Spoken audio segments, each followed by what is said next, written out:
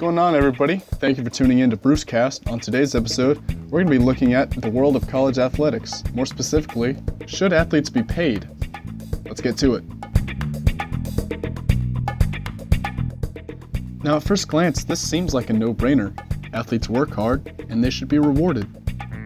And the argument for this side is that if the schools are making millions, if not billions of dollars off of the athletes' hard work, shouldn't the athletes get some of the money too? For example, in college basketball, schools that make the end-of-season tournament earn almost $300,000 simply for making the tournament, and schools that can reach the Final Four receive over $1 million simply for being there. Yet it seems like this money is not going to the athletes. And college football is the big moneymaker for most schools. A lot of schools can make hundreds of millions of dollars over the course of a single season. Yet it seems like the athletes are making none of this, even though they're the ones mostly responsible for the achievements of the school.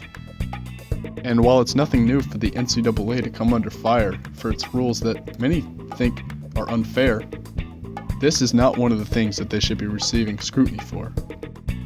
What if I told you that the NCAA and universities are already paying their college athletes? While this may seem hypocritical and rule-breaking, it's really not. The payment that is received by these athletes is called a scholarship. As most everybody should know, college is very expensive. Not only classes, but also textbooks and a place to live, places to eat, travel. Athletes get all of this for free.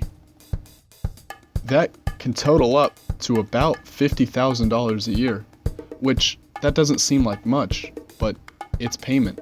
It's a lot more payment than the average college student receives.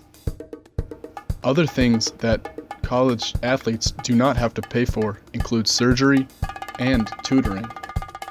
Before this most recent season of college football began, UCLA quarterback Josh Rosen said, quote, "Look, football and school don't go together. They just don't. Trying to do both is like trying to do two full-time jobs," end quote. However, Josh Rosen does not realize that there is a 20-hour rule in the NCAA which states that teams cannot practice for more than 20 hours, including games. Yet, the average college student works 30 hours a week, and therefore is working harder than college athletes.